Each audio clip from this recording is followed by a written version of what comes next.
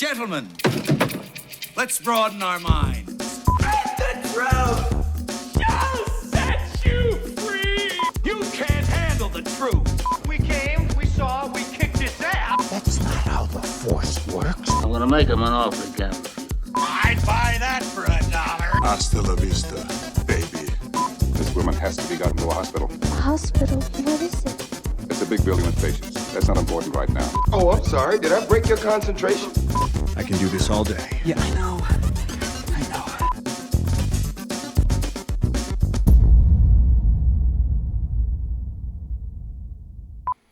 Hello and thank you for joining us for the Creative Control Movie Podcast, episode number 8. On today's episode, we discuss if we had creative control, what we would do with the Disney Plus platform and what kind of shows that we would like to see. Please note that this podcast was recorded on the 9th of September 2020, well before the recent announcements made on the Disney's Investors Day on the 10th of December 2020. We hope you enjoy the show. Hello and welcome to the Creative Control Movie Podcast, brought to you by Zito's Gang, where we reshape cinema for the better. I'm your host, Kenan Akbar, and thank you for joining us for episode 8. Joining me on today's show are fellow Zito's Gang stars, Sasha and Neil. Welcome, gentlemen. What's going on? What's up? So on today's episode, the Creative Control is all over Disney Plus. So we're going to talk about the shows that have already been announced, what we would have liked to happen with them, where do we want the stories to go, and any other franchises or IPs that are controlled by Disney, especially after the acquisition of Fox, and new shows or shows that we want to bring back, reboot them, or whatever it may be. So just free flowing, we'll cross over from Marvel to Star Wars to all sorts. So anybody want to kick off with a particular show or franchise they want to get into?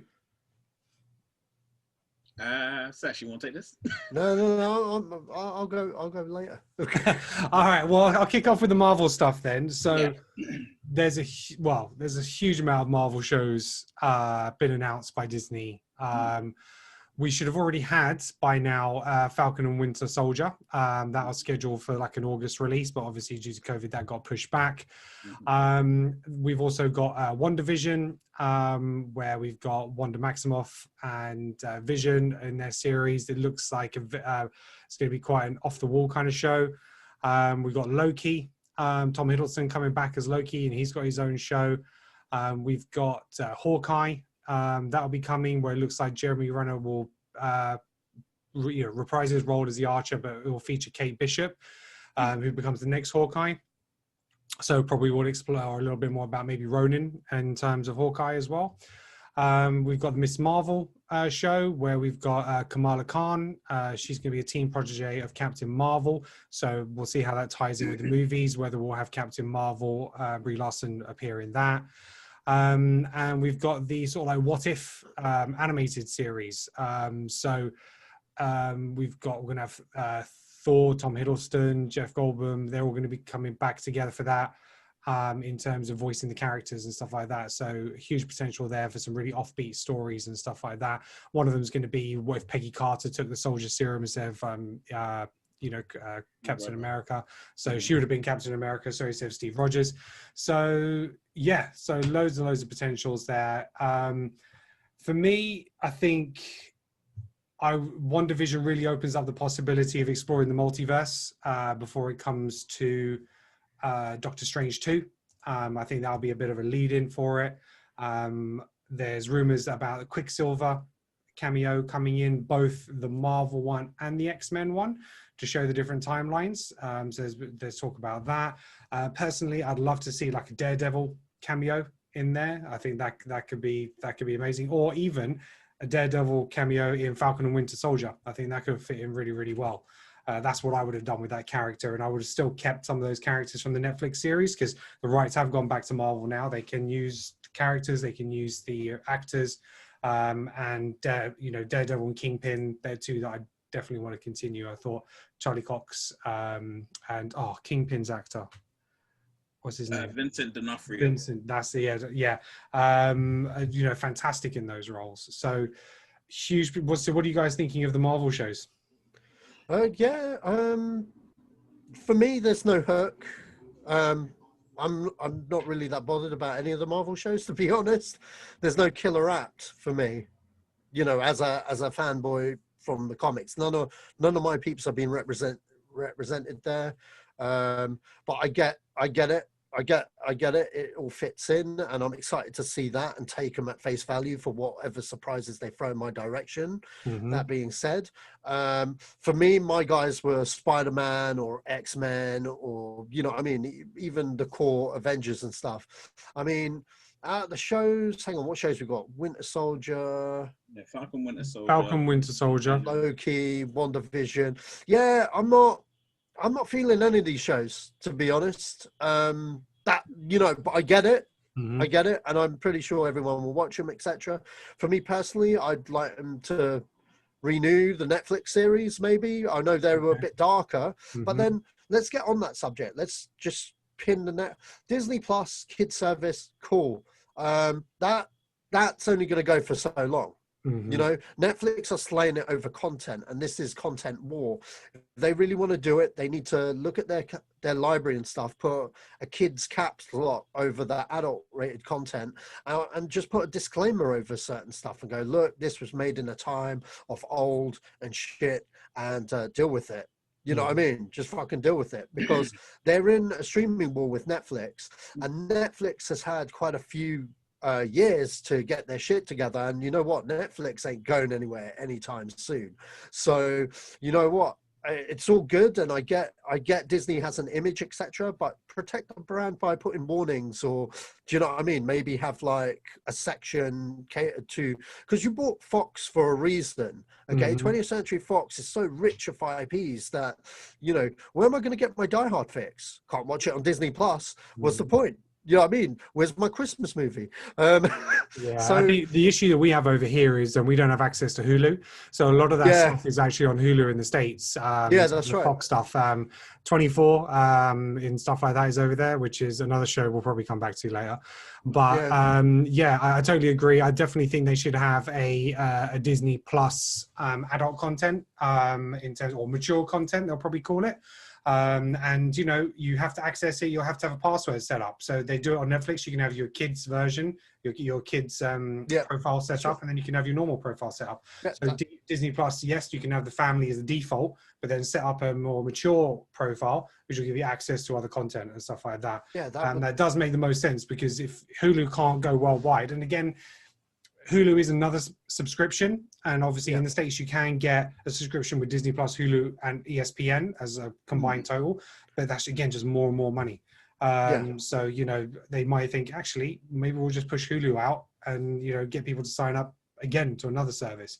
But no, I think if I had control, that is exactly what I'd be doing. Same. Throwing the content out, making Disney Plus the app to go to, the platform to go to, instead of Netflix. Yeah, exactly, because it's a war, man. They're a rival, and at the moment, the rival is winning in my eyes, you know, because hear me out. It's like, you've got all these Disney classics, and that's great, but you've got to understand, generations of us has already got that shit. If you have kids, you own that stuff on Blu-ray anyway.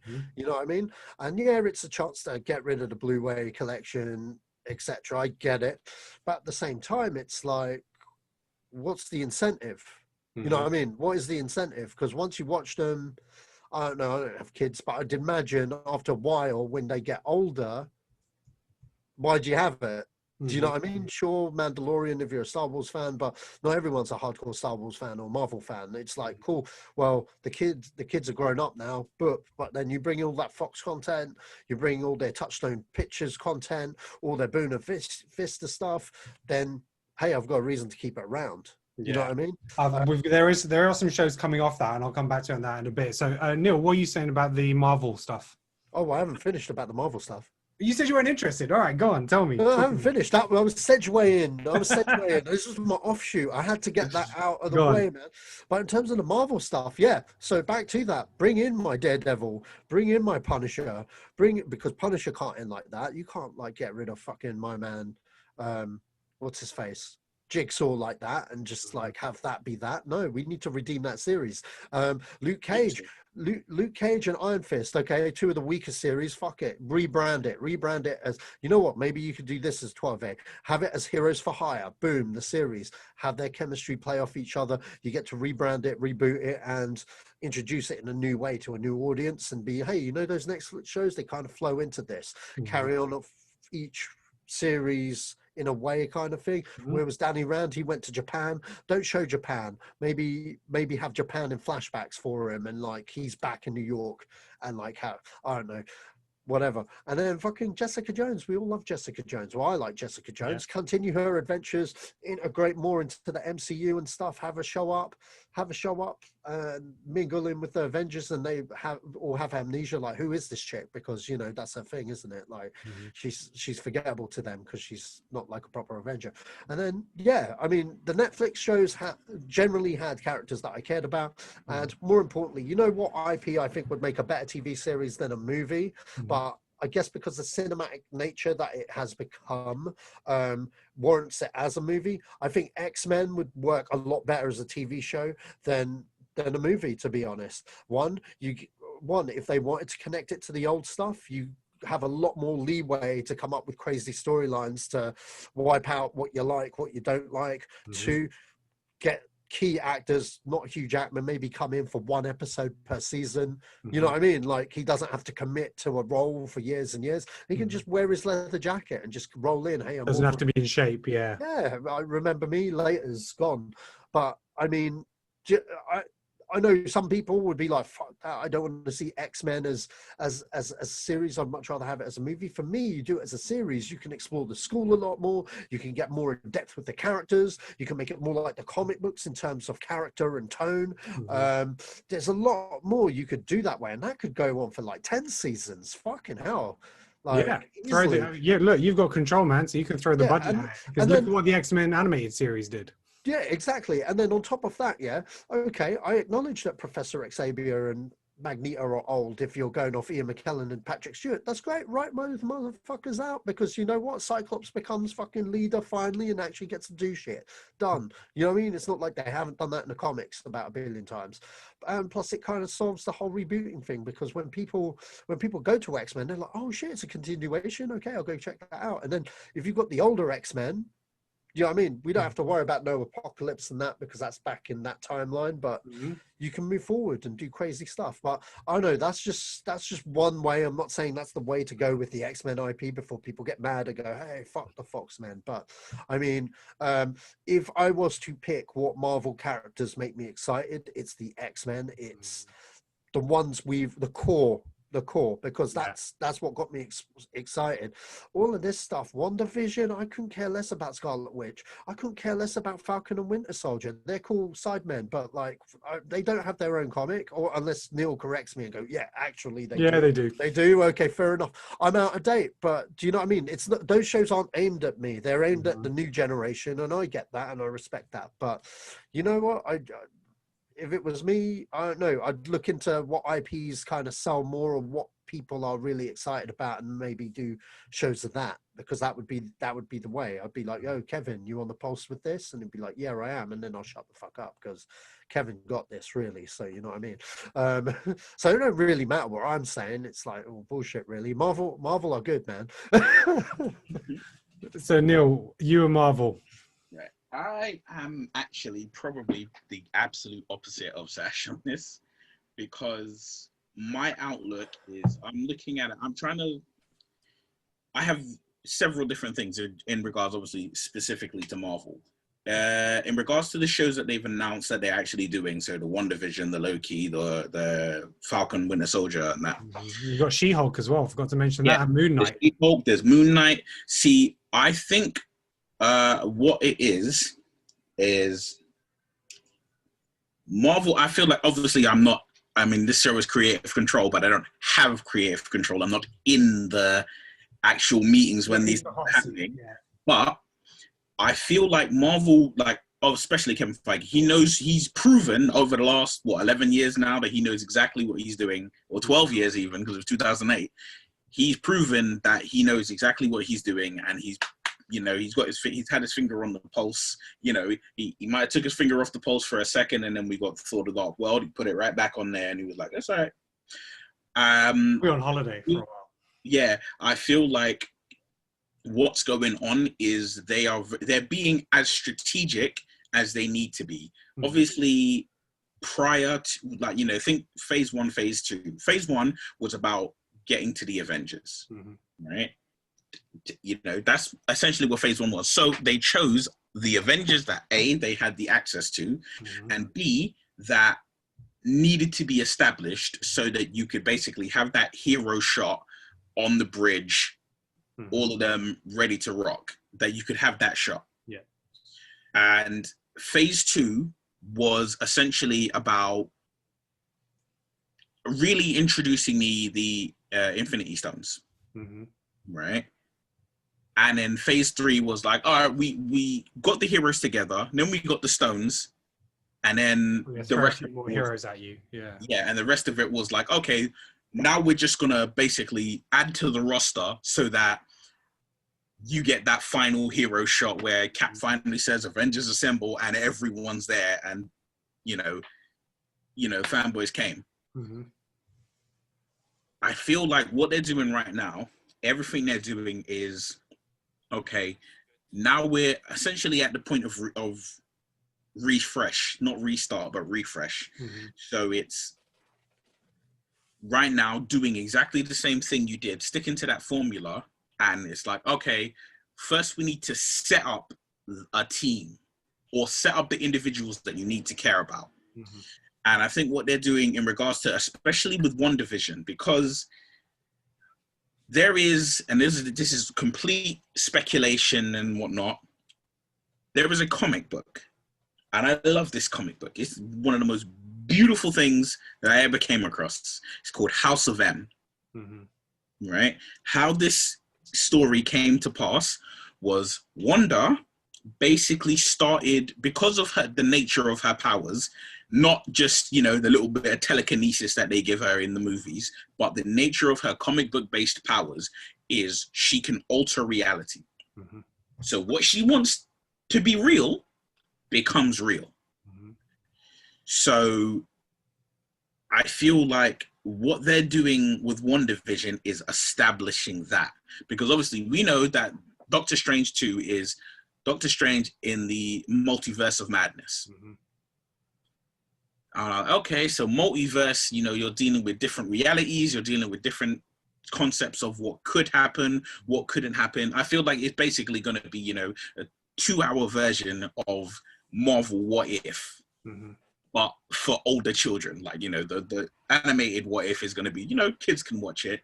The older one is going to be like, no, because I've heard many rumors about what's in the script, and one thing was that this movie has more cameos than any other Marvel movie, including Endgame, which to me, like, at first glance, you're like, oh, well, okay, well, what does that mean?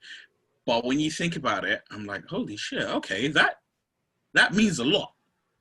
With WandaVision, I feel what they're going to do is probably introduce her reality-altering abilities, because Vision is dead, but Vision's in the show. And they're going to, basically, I feel like what they're leading up to is her basically losing control of her powers. Yeah, because in the movies, they've never really established what her powers are. That's They right. find her powers. And Now it's a case of, probably after Endgame, she have almost what's like a nervous breakdown. And I think the show is pretty much going to be the entire series in her head. So you won't know what's real, what's not real. Because here's the thing, right? Here's the thing that really kind of caught me. Like, in the lead up to this episode, I was scanning through Disney Plus, like all the shows that they have, all the films that they have, trying to think of things. And I was generally trying to avoid anything Marvel related. But, you know, there's the urges there. So I was like, you know what, let me just take a little quick peek at the trailers again. And I watched the WandaVision trailer. And I noticed in the WandaVision trailer, every scene is set in a different, very famous American sitcom. Yeah. So one is Roseanne. Mhm. One is, I think it's Three's Company. Mhm. One looks like the Brady Bunch. One looks like, I think the show's called I Love Lucy. Mhm. Right? All of them are set in that. Mhm. That automatically, that sets a tone because all of the shows it's set in have two things in common. One, they're all sitcoms. Mhm. And secondly, they're all shows that have, and maybe this is me thinking way too deep into it, but they all are shows that have a laugh track. Yeah. Right? So I'm like, okay, TV shows that have, sitcoms that have a laugh track are designed not to necessarily just be funny, but for you to laugh at the right moments. Yeah. Right? So they're designed that the audience is being told when to do something. Mhm. And I'm like, okay, so that kind of lines up to someone else being in charge. Wanda is that person. Wanda is who's in charge. And obviously she's got the loss of Vision. Vision was the closest to her. The whole TV show reference, I feel Wait. Are you actually saying the spoilers you've read? No, this is what's coming out of my head right now. Okay, because like, I was about to take my headphones off and be like, Neil, man, stop spoiling shit. Oh no, this is this is literally all my comic book knowledge plus me watching the trailer plus my like what interpretation. Yeah, okay, what you'd cool. like that. Yeah, what you Yeah. happening. Yeah. Okay. Cool. So I feel like that's what the show is going to be about. And I feel like all of that, the entire show is literally going to lead into Doctor Strange 2. Yeah. Right? That's inevitable. Because the reason why I brought up House of M, because the massive thing that happens in House of M is that before House of M is a comic called Avengers Disassembled, which is basically they're in a big fight and it winds up kind of that they lose. Mm-hmm. Now, the defining moment of this comic, what leads into House of M, is that Wanda says, I think she says, no more mutants. Yeah. I believe that's the words that she says.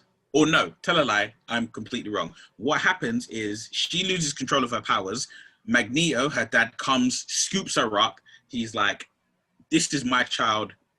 That outranks all of your superhero camaraderie, your Avengers badges and all of that.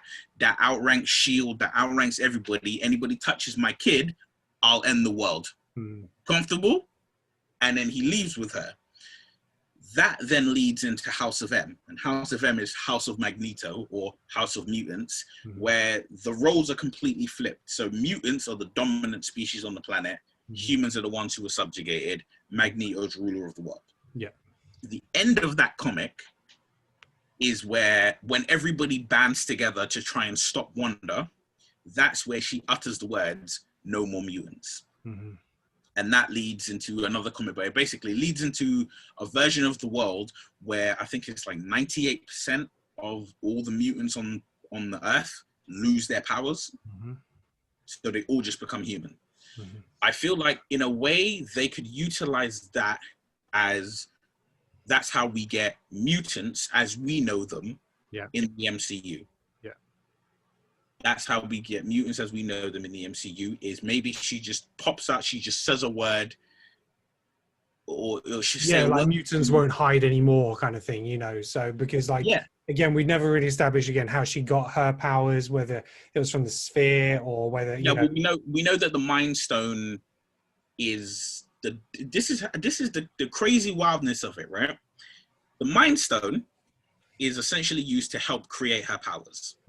Because the Mind Stone's in Loki's scepter, and that's what they use to unlock knowledge to give Wanda and Pietro powers. But it's potentially unlocking the genes that are already there. So basically they just sped up the process of the mutation.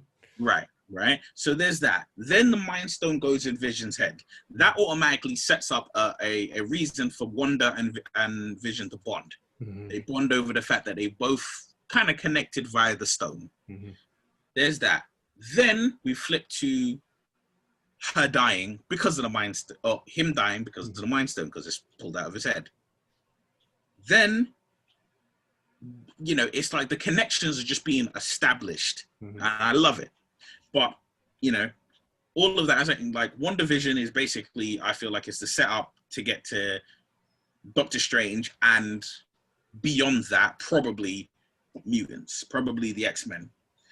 Falcon and Winter Soldier is probably going to set up more of the straightforward reality-based humans, like, you know, people such as your Buckies and Falcons and US Agent, and, you know, that level of people. Yeah, Those it might try and reestablish SHIELD in some kind of way, or some kind of Yeah. you know, government agency kind of thing. So So I feel like those shows are that. Loki is probably really and truly going to be its own thing, because, I mean, obviously you do whatever they want to connect it, and I imagine that with the Loki show, they'll do sort of what they did in Endgame, where it's like it'll involve time travel.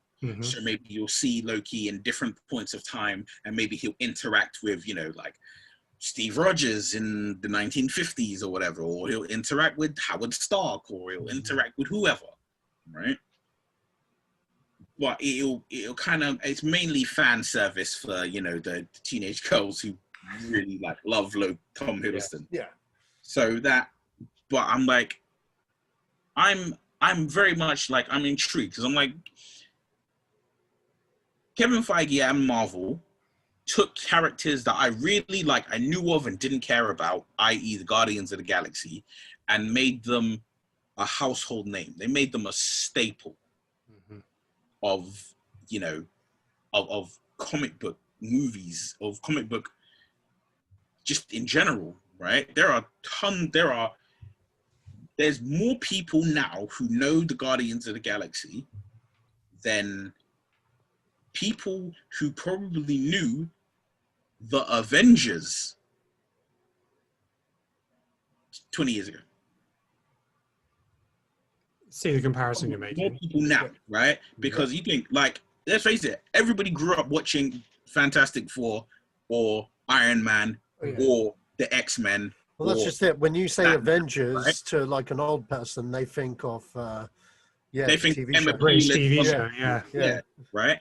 But that's the thing. Or the bad Sean Connery movie, but you know. Yeah, well, that's the thing, right? You think of that, but it's like people don't like. I think obviously a lot of people aren't heavily comic book nerds and don't know like deep inside of history and whatnot. But the Avengers weren't shit for a long time, right? Yeah, they weren't considered. You know, they weren't the staples of Marvel for a really, really long time. And now, obviously, you know, thank you, Kevin Feige, they're front and center.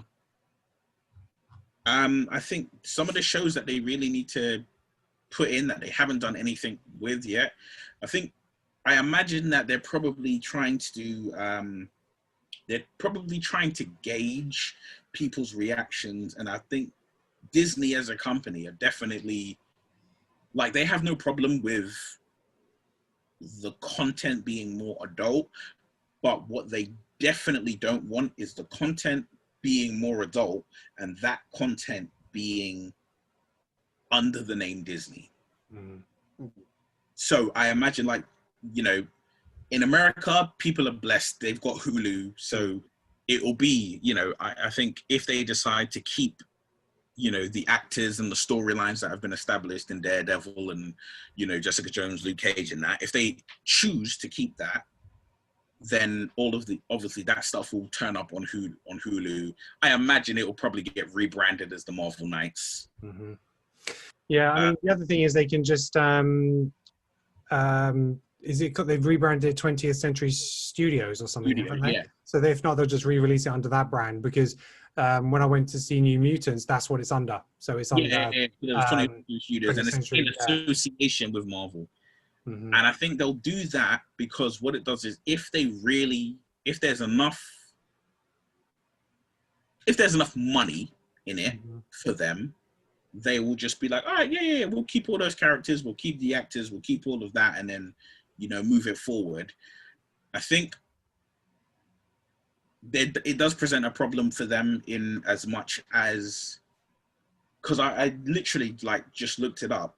So they have the Wolverine on Disney Plus, but they have it as a 12A. 12A, like 12A is the maximum height that anything on Disney Plus goes to. But obviously, you know, like season 1 of Daredevil was like an 18 rated. Yeah, they are. They're hard R shows, so yeah, it wouldn't appear in the same kind of format. But yeah, I mean, one of the testing grounds might be Moon Knight, because it's very much compared to sort of like Deadpool, Batman kind of thing. So, you know, you expect something like that to be a little bit more mature, but maybe they'll go in a different direction. Oh shit. There's a Moon Knight show, isn't there? Yeah. I forgot all about Moon Knight. I'm excited for that. So for those of you who don't really know Moon Knight or the character, he's what, you know, he's kind of, well, he's lesser known in the Marvel universe to a lot of people. I think he appeared slightly in the Spider-Man animated series one time. I might have been imagining that, I don't know. But yeah, so this is a character who is basically a former mercenary and CIA agent, Mark Spector, and he's basically got multiple personalities, and he's got like the powers of like an Egyptian god.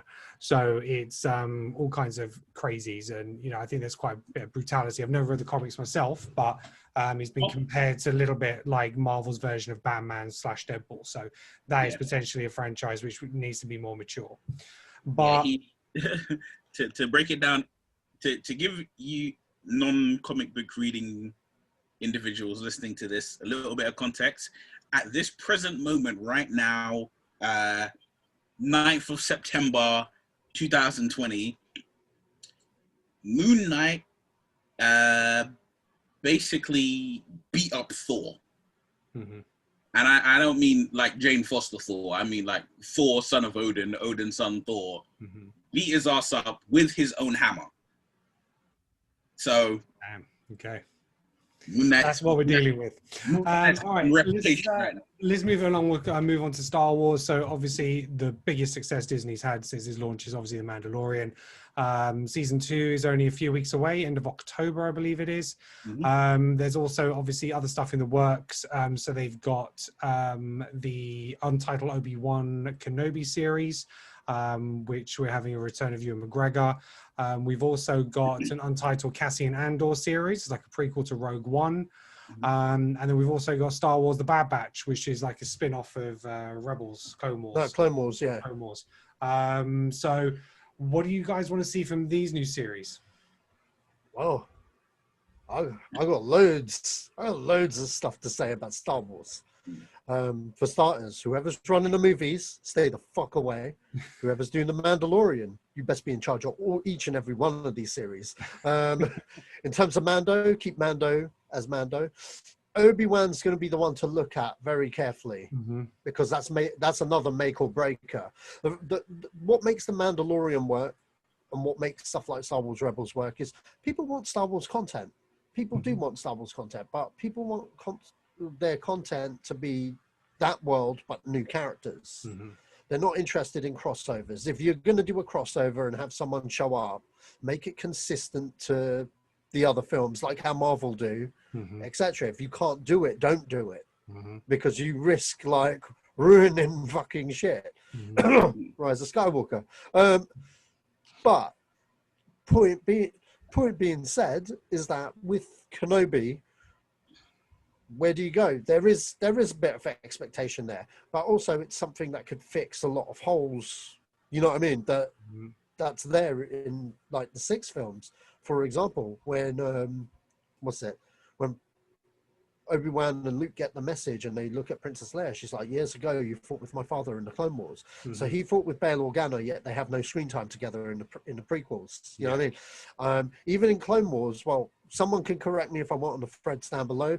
I haven't seen all of Clone Wars, so maybe there is an episode, but I haven't seen an episode where Bail Organa summons Obi-Wan for a life and death mission. You know what I mean? But that is a catalyst that would drive him off the planet. Yeah. If that makes sense. Because we're led to believe that he was there the whole year. No, I could see this going on 3 seasons. You have to bring back Hayden Christensen. You have to.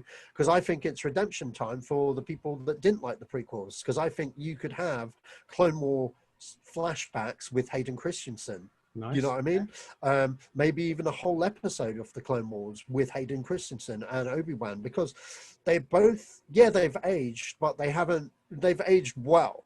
And you got to understand, both of them were playing their characters older than what they were in those films, especially in Revenge of the Sith. Attack of the Clones, you got to understand, was made 2 years after Phantom Menace. Ewan McGregor was like in his 20s. He was playing someone in his 30s, and then equally like in his 40s, in his 30s straight 40s, you know, in the later sequels. So, you know, which is age appropriate for now because he is age appropriate. Age, isn't he? Yeah. Yeah. And Hayden Christensen, he looks fine the way he is. Just age him down in makeup. You don't even have to digitally de-age him too much, you know. So you could have a flashback. You could show that relationship a lot better. That wasn't translated well in the movies, you know, because I know a lot of fans feel that way, and I know Clone Wars has fleshed that relationship out, but a lot of people haven't watched Clone Wars, like Ken, like Neil. So yeah, you'd like to see a connectivity in the live action, so you can go between the films and the TV series rather than it be animated. So I definitely think, yeah, you're right. There's some scope for that little bit of world building. Yeah, totally. And then on top of that, like obviously in Return of the Jedi, he tells Luke, Luke was like, there is still good in him. I felt it. And Obi-Wan's reply is, I once thought as you did, but he's more twisted. He's more machine now, twisted and evil. Well, okay, that's well and good, but last time us as an audience saw you said you were my brother Anakin, I loved you, and then you just left him to like get burnt. Yeah. You know what I mean? I didn't see no yo, come back to the light side there. It's like you know, it was like game over, done. It was just like, you twisted, you've turned, you've got it all wrong. You know, it's all negative. There was no positive. And it was just like, well, where's the funeral? You know, where's the honoring of the funeral? Yeah, so I picked up that lightsaber. He was like, "You ain't shit." Yeah. So I'm destined. You know, there is a destined match that they must fight again, and I think that shouldn't be. I did think that should be the first season, but I'm like, no, that should be the final season. That should be season 3. Season 1, they should do the Inquisitors. They should have Inquisitors. So Darth Vader has like some underling guys that are Sith. You know what I mean? That are Sith, and you know, low-level Sith. They're not Sith Lords, but you know what I mean? Like, how if you watch Rebels, trainees, Rebels, you'll know what I'm on about. And maybe they come into entanglement with Ewan McGregor, not on Tatooine, on that mission for Bail Organa, and that what leads like fucking Vader to go track him down. Second season, who would your bad guy be? Darth Maul. Spoilers for people that haven't seen Rebels. You cannot have Maul and Obi-Wan fight years later. Yeah, I mean, you cannot bring more years later because then that will disrupt the canon that's established in Rebels. But you can bring Darth Maul in that series, and if you did bring Darth Maul in that series, there's a lot more drama there, because last time Obi-Wan saw Maul, he killed his the love of his life, Princess Satine of Mandalore.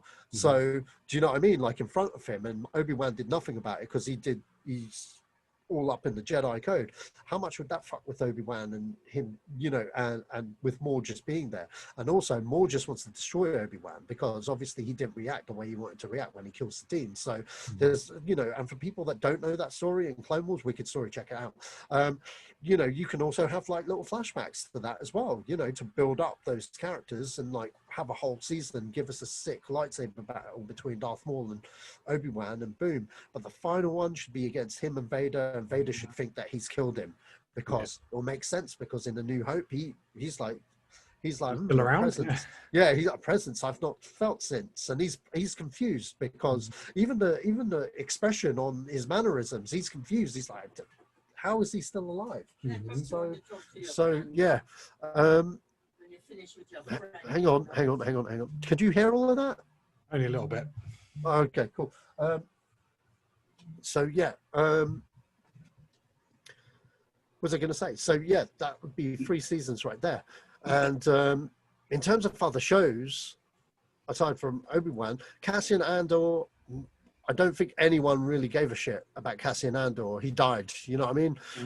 Cool though, because it could be a good show showing more of the world and showing us with him and the droid, because I was more intrigued in seeing Alan Tudyk play that droid. You know, I'd much rather get a standalone him. But you know, aside from that, personally, what I'd want to see, Tales of the Jedi. Just give me Tales of the Jedi, make that into a series, and part of me would want to have it like HBO Plus, kind of like, you know, like Game of Thrones style. But you know what?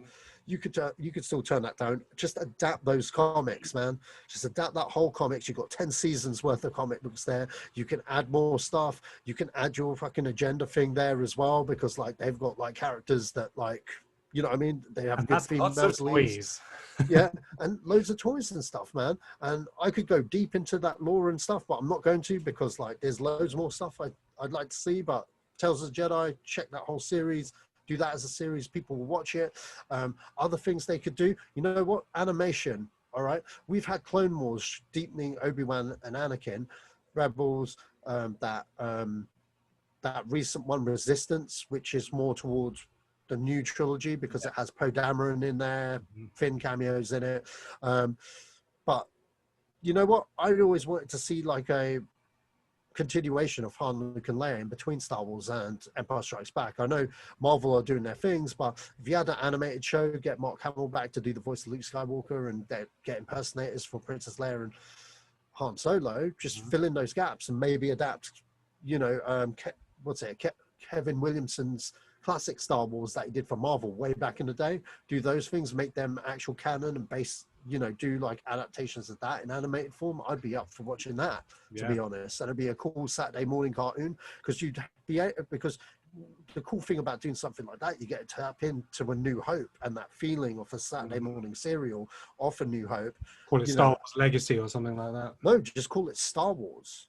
Just call it Star Wars, because it's continuing off the original film with the characters you love. And like literally season 1, how they get from, you know, Yavin to Echo Base, you know, there's loads of stuff. You can show how random bounty Hunter spots Han in Ord Mantell, and you know, you can introduce Boba Fett and Han Solo, have their rivalry there, kind of holiday special. Well, no, they introduced Boba Fett in the holiday special, but we kind of forget about that.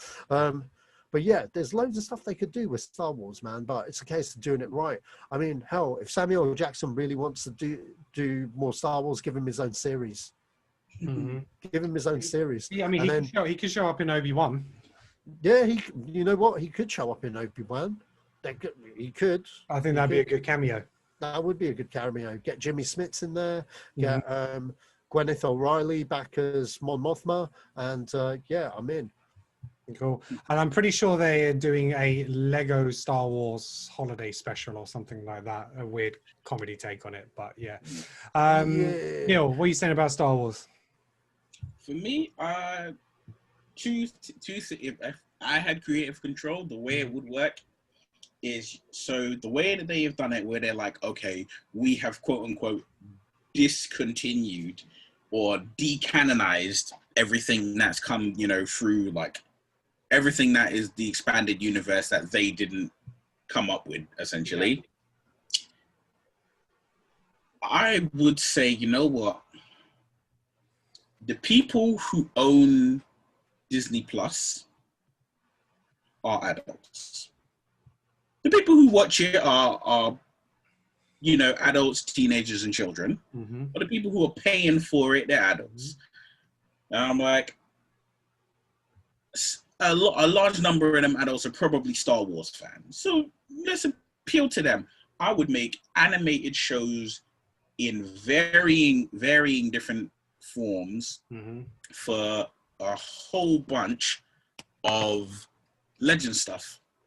Yeah, for a massive big batch of Legend stuff. Yeah, so I'm talking like that's what I said just there with Tales of the Jedi. With I know. I'm talking.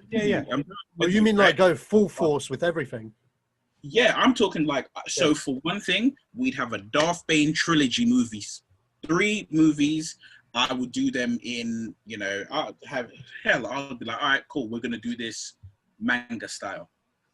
Right, and I mean, like, you know, we're gonna do this in the old school 1990s manga style. That's what we're gonna do. Give you the Darth Bane trilogy. Then we've got things like the Thrawn trilogy, right? Because I'm like, okay, it takes a lot of money, time, and effort to make a film, a live action film or a live action TV show. You get hampered by things like COVID, things like, unfortunately, if you have older actors and actresses who pass away, hell, if you even have younger actors and actresses who pass away, or for other reasons they're unavailable, a lot of the times you're up the creek. But if you just say, all right, here's what we're gonna do, we're gonna hire Hugh Jackman. Say, Hugh, we want you to play, the voice of Darth Bane. And you say, all right, cool. You're going to be the voice of Darth Bane. It's going to be 3 movies. It'll be at best 6 weeks of work.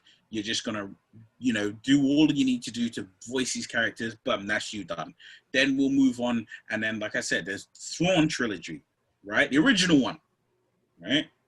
The new one is cool, but the original one, you can do that in its own style. Maybe you want to do the new one, fine, do it in the style of Rebels / Clone Wars, right? So anything that you want to do, that you want it to remain part of what they consider canon, you keep it in the Clone Wars / Rebels art style. Anything else, do a different art style to say, oh, this is different. This is. It's Star Wars, so you're gonna love it, but it's not directly in there. You could, hell, if Marvel's getting a What If TV show, right? Give the same thing to Star Wars, right? See, a lot of Star Wars fans prefer stuff to be connected. That's the thing. I mean, that is the thing there. Yeah.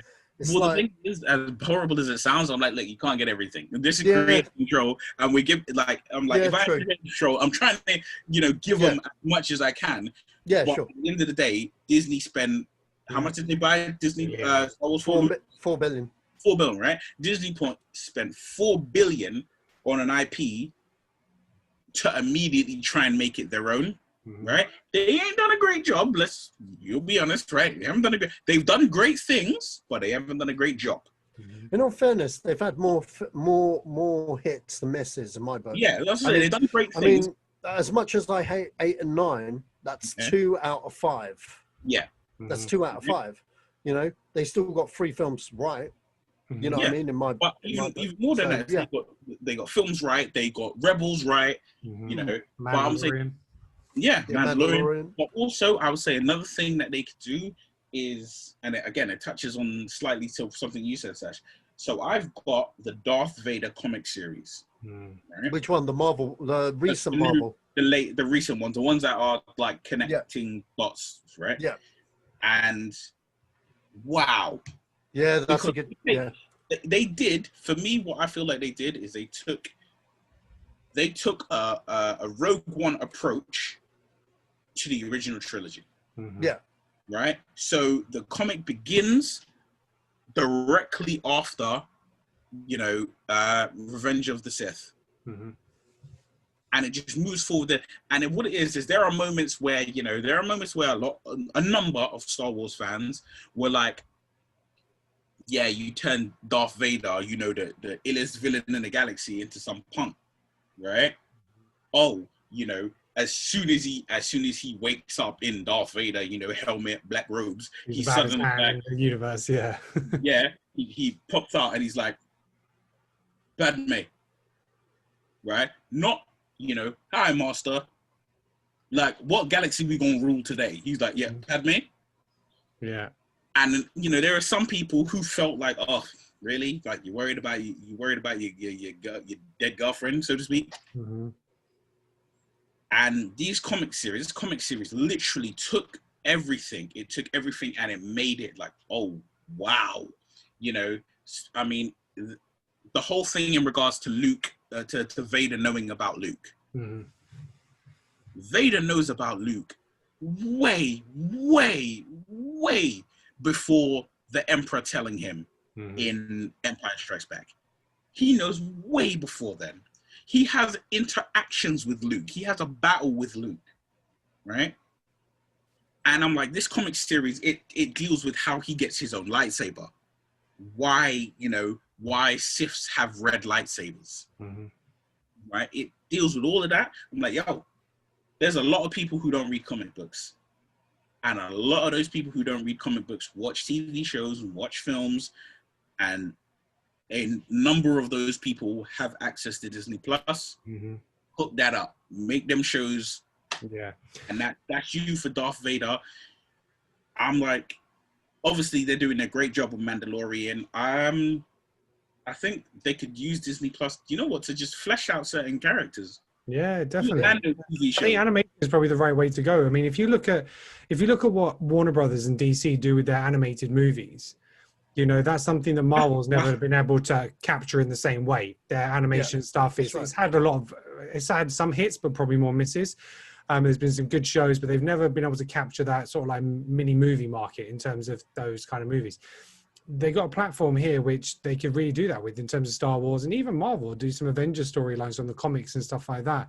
Because I know they did the Ultimates as an animated thing, but it just wasn't quite right. But yeah, I think there's definitely scope for Star Wars there in the animation universe, and just being able to, like you say, flesh out those characters, flesh out storylines, connect things, and it doesn't have to be all high budget TV shows, you know. So a lot. I think the problem is that a lot of people, in general, and this is not limited to Marvel or Star Wars or anything. A lot of people just in general, they put such emphasis on a live action show that they actually forget that it could be generally more cost effective to just do something animated. Hell, if you're really that hard up and you're like, no, we're spending all this money to get the vocal talent, we need them to be seen.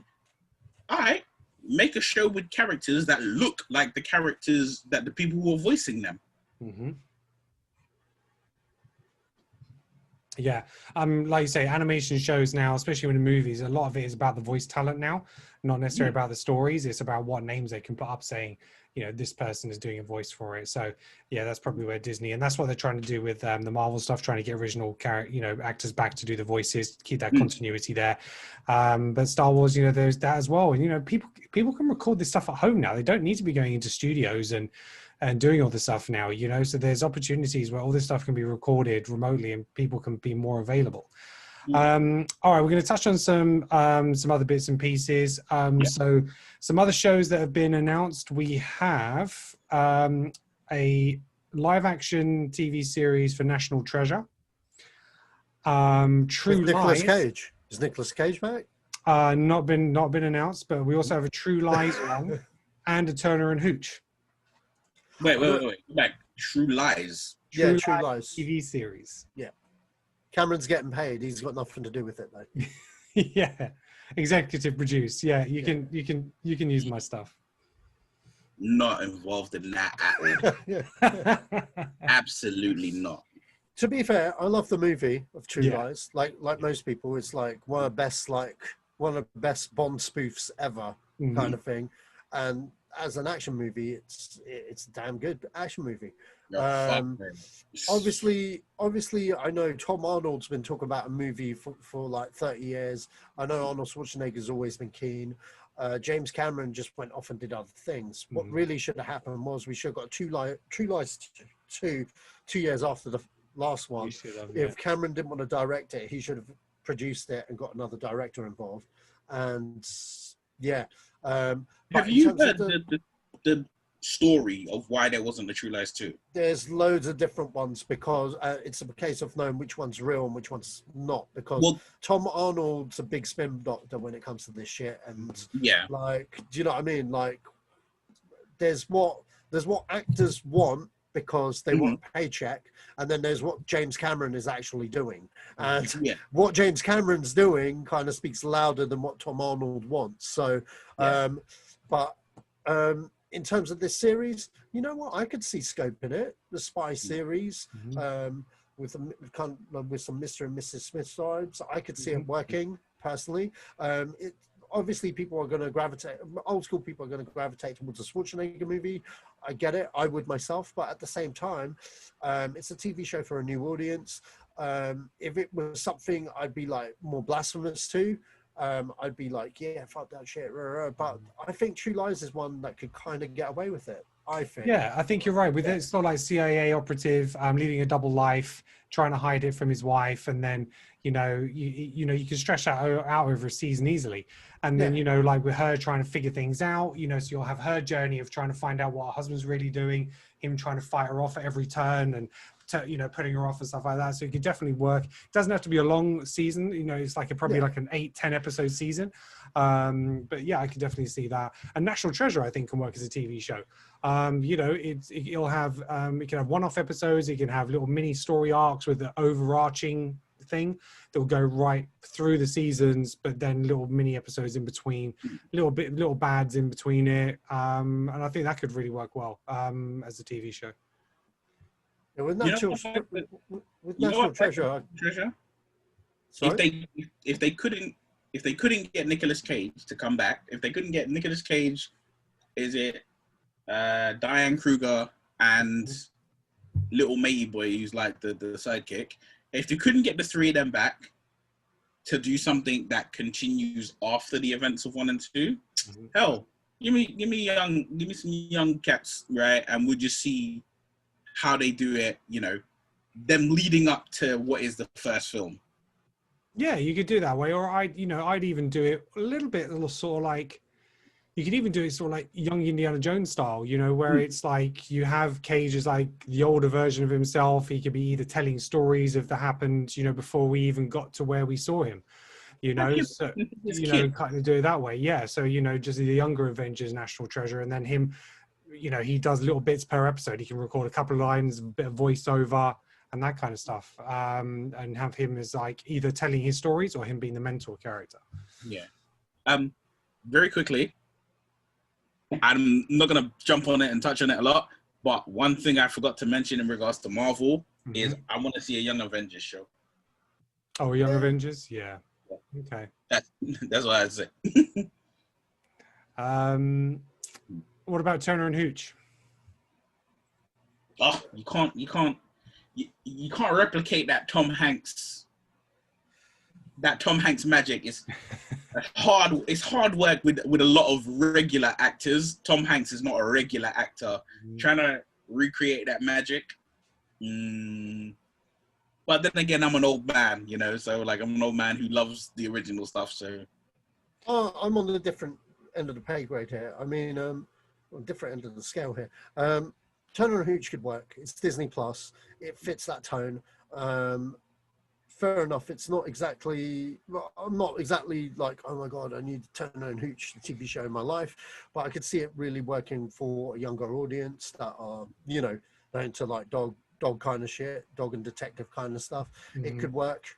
I could see why Disney would do that as well. I would have said that as well, to be honest, because it's not the kind of movie that people are going to be brokenhearted about. It's like Home Alone. When they announced they were doing a similar thing with Home Alone, yeah, there was an outcry, but then I was like, well, you guys didn't notice the other 9 sequels Fox put out straight to DVD. I didn't hear you cry tears of joy there, then, and Scarlett Johansson's in one of them. So, you know what I mean? It's like, it's like really funny because like, look, straight to DVD has always been a thing.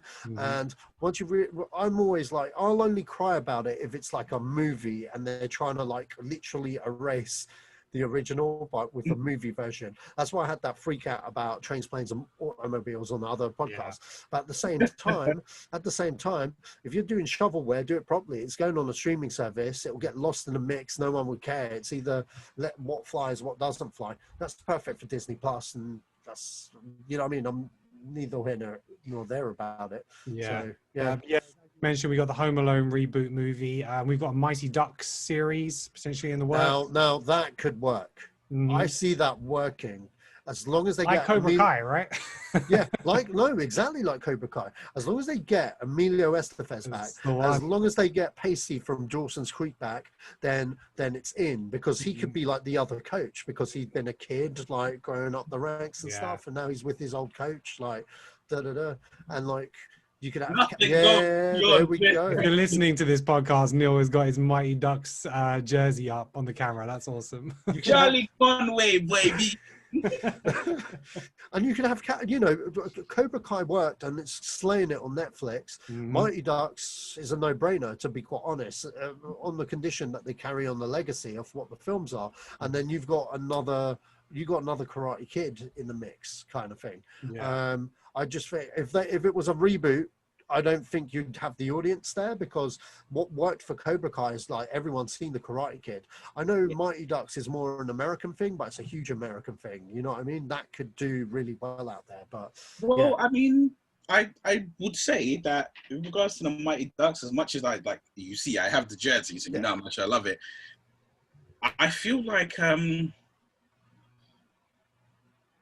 it's something that could, again, it is something that you say that could work as a continuation, but it does definitely have a massive audience. I mean, I went to watch the trilogy in the Prince Charles Cinema, and like, you know, like literally there was enough people wearing the jerseys that we could have had a team. That's cool. Right? That's cool. But Yeah, I think it's a family film that just oh yeah, It's always but been you got to around, understand you know? with Prince Charles, you got to.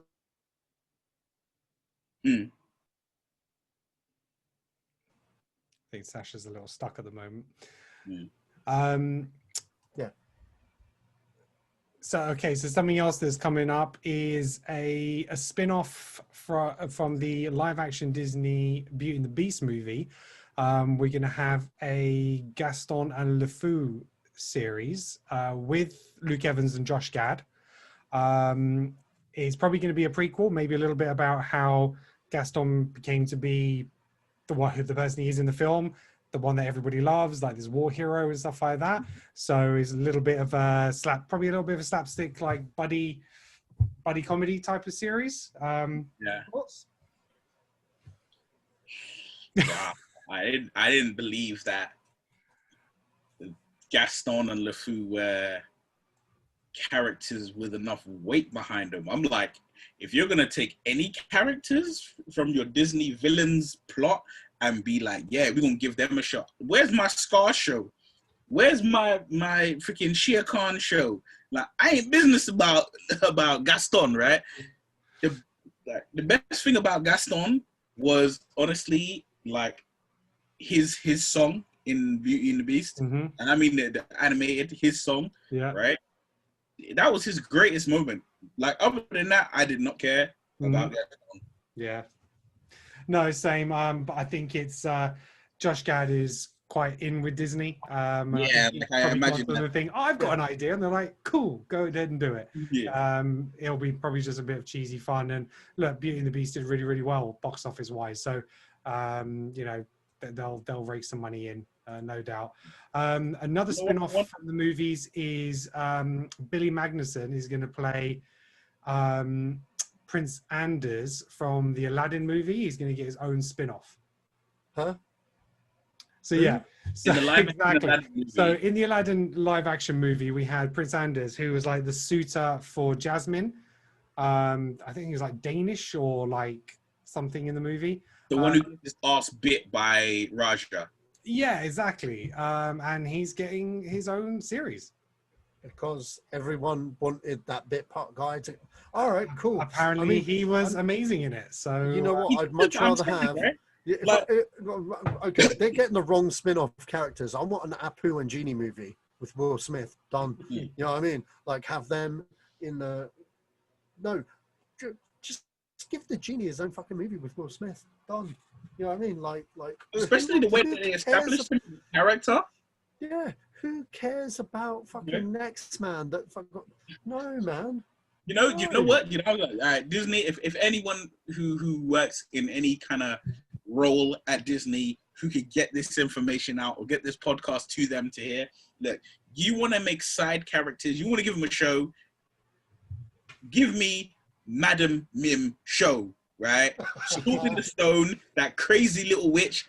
I want to see her show. No, I'll do one better. What's her name? What's the actress's name? She's gonna play Ursula in the live action thing. Melissa McCarthy. Oh, yeah. Make my show happen. Nice. No, I got one better. I got one better. This is not just what there's already a rebooted TV series of this. Okay, but fuck that. I want to go back to the traditional 2D animation and do a movie every couple of years and do DuckTales as a movie. Yeah, there you go. With the old style animation. We've already got Treasure of the Lost Lamp. Keep doing one every 2 years. People will watch it. People They will watch rebooted that. DuckTales right recently, didn't they? Yeah, that's what I'm saying. Yeah. But like, it's good. It's good, and that's fine. And you can have that canon and stuff. But like, if you're gonna do a movie, go back to the old school animation because it's got more of, I don't know, man. Like, I prefer it. And if you make it like Treasure of the Lost Lamp, that'd be gold, man. It's like its own Indiana Jones thing. Yeah. It has a core fan base as well. I want more DuckTales, so yeah, I'd go DuckTales. And you know what else? If you want a reboot of something that's old but good, Gummy Bears, man. Oh, classic. Give me They're some Gummy they're Bears. rebooting Chippendale. That's another series that they're redoing, That could work. That could which work had well. one of the most epic TV theme tunes of all time. Yeah. What else? Maybe like a Mushu, like Mulan. Have Eddie Murphy back and just say, "Hey, freestyle, do your." I don't think they'd get Eddie back for that. He's like all the sellout stuff that he did back in the day. He's just kind of like not interested. So, but I mean, what was I going to say? If you know what, go back to Lucasfilm. You know what? You know that cancelled Indiana Jones TV show we never got that I posted up on the chat. Yeah, get those animators back. Give us that and let Old Man Ford voice the character. I'm in. Animated show for that would be fantastic.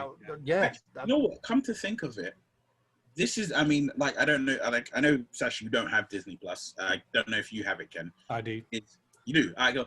Yeah, I noticed. I was really just like confused as hell. There is nothing Indiana Jones related on Disney Plus. Yeah, it's Nothing. cool. It's cool. People's hearts get ripped out of their chests. That's why.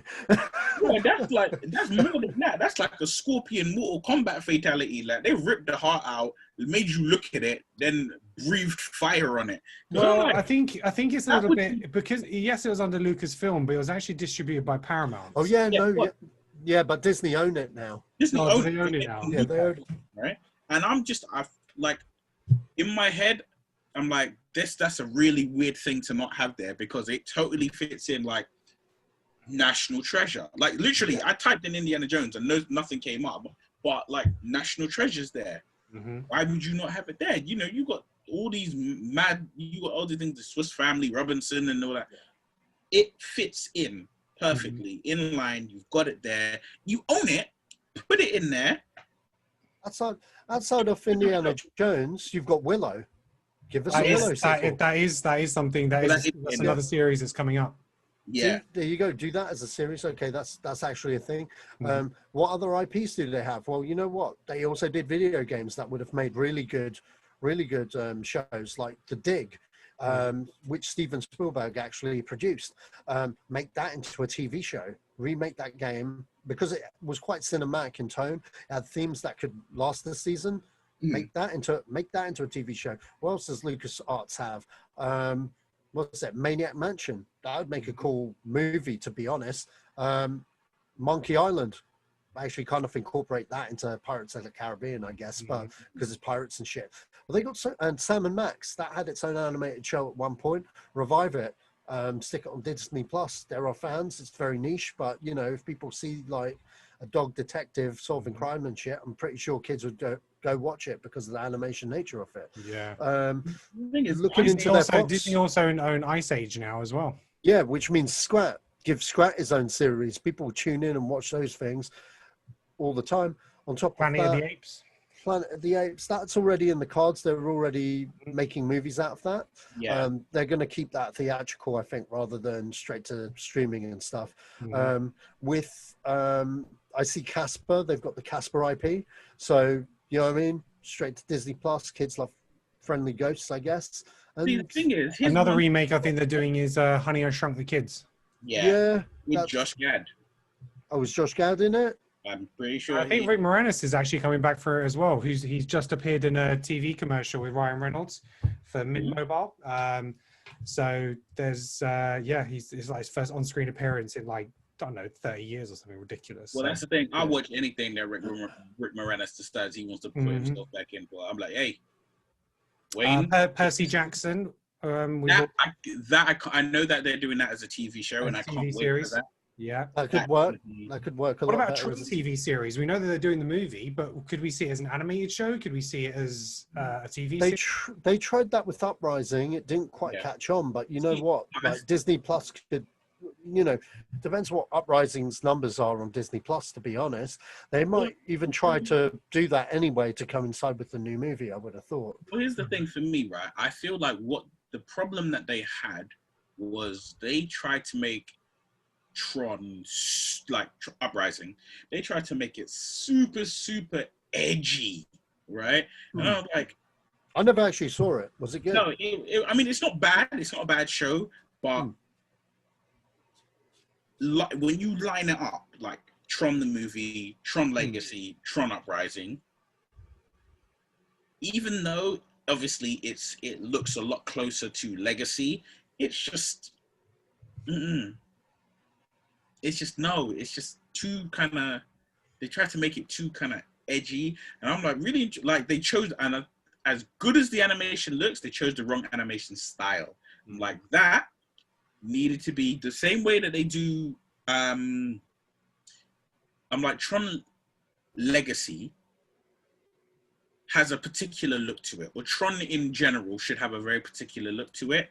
And I'm like, the show should have had that, somewhat of that, make an animated version of that look, not drawn cartoons, like an animated backlight things, you know, utilize the color schemes that you wanted to bring in, not just be like, oh, here's an animated show, enjoy.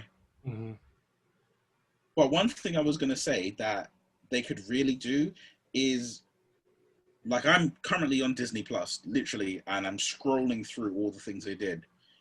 And I'm like, some of the things that they have, they could do with a remake. Like, you don't need to, I'm like, there's certain films, like, okay, they're going to remake Honey, I Shrunk the Kids.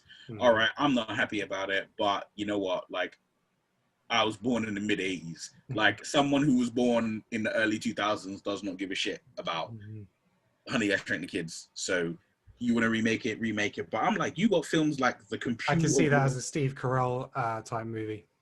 Yeah, but I'm like, you got movies like The Computer Wore Tennis Shoes, right? Which was, I think it's Kurt Russell, right? A Kurt Russell movie.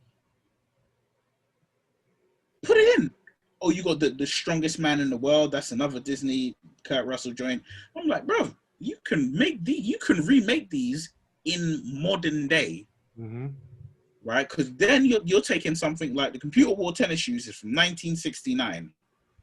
Computers are very different in 2020 than they were in 1969. Yeah, you can put something together with that. You know, like, obviously, you know, we for those who do not realize, we are English. We live in England. So certain things may not kind of resonate with us. Mate. But you've got like Davy Crockett, right? They did 2 Davy Crockett movies. Davy Crockett, I've heard the name many a times, Davy Crockett, because I think he's an American folk hero. Yo, do that. Right? Bring the man in, right? You've got a lot of shows, a lot of things that they can do. They got Dr. Dolittle, the Eddie Murphy versions. They've got that on here. Like, there are so many films that could be remade, repurposed for Disney Plus for a newer audience that don't have the cult following of, say, a Home Alone or Honey, I Shrunk the Kids or whatever. And more importantly, Disney, you made a living. You made your company based on fairy tales, right? Snow White, Cinderella, Sleeping Beauty, Aladdin, Beauty and the Beast. How many movies have you made? You telling, like, not everything that's a live action remake needs to go into the cinema, right? Some of your not great versions, some of your, you know, not great, that didn't do too well, right? You know, like, not everything was a Lion King Oscar winning, you know, mega hit. You got certain things that didn't do too great. just remake them and put them on Disney Plus. Yeah. Look, you did Lady and the Tramp as a live action exclusive for Disney Plus, right? But from the person I know who did watch it, they told me it was very interesting. They quite enjoyed it. Hey, Disney, where's my Sword in the Stone live action? Yeah. That's what I want. Where's my Sword in the Stone live action? Well, there's a lot, like we said, we touched on other things that they could redo. The X-Files is another show that they could reboot, bring back. 24. Sasha, I know you had something to say about this. I just need another season, man. You can't. I don't want to spoil it for Neil because he's about to embark on that journey. So Yeah, we want more Jack Bauer. I think that is a very, very simple thing. It's not complicated. There is no one I know who has watched 24 who has said any other words than "we need more Jack Bauer." That's literally the only sentence that I've heard anyone say who's watched 24 is "we need more Jack Bauer." And I was like, now I have the show and I'm going to watch it. I'm like, I'm gonna see why these guys are like Jack Bauer. Like, You'll even be saying the same thing, my friend. You'll be saying the same thing. Even in Kingsman, they have like, he calls the dog JB, and he was like, "Oh, James Bond? No. Yeah. Oh, Jason Bourne? No." It's like Jack Bauer. Yeah. Oh, like, all right. Was that in? Is that in Kingsman? Kingsman. Yeah, in Kingsman. He names his really? little dog JB. Yeah. Okay. I mean, they've got loads of IPs. They've got Peanuts. They've got Garfield. There's so much. Night Museum they have. Obviously got Avatar, which all the movies will be coming out soon, where they might do an animated spin-off that. You never know. Independence Day, Narnia, Hot Shots, Power Rangers, Speed 3. There you go. Keanu Reeves. Bring him back. Speed 3. With Sandra Bullock. Make it happen. If I had creative control, that's what I would do. Another Speed movie. That is what I would do.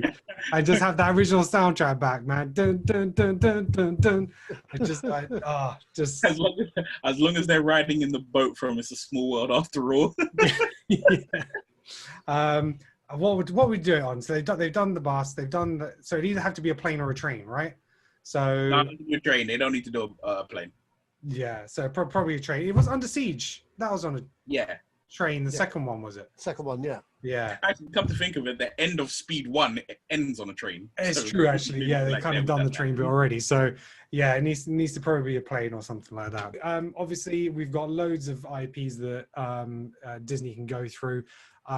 They've got well-established brands, which is something that Netflix doesn't have.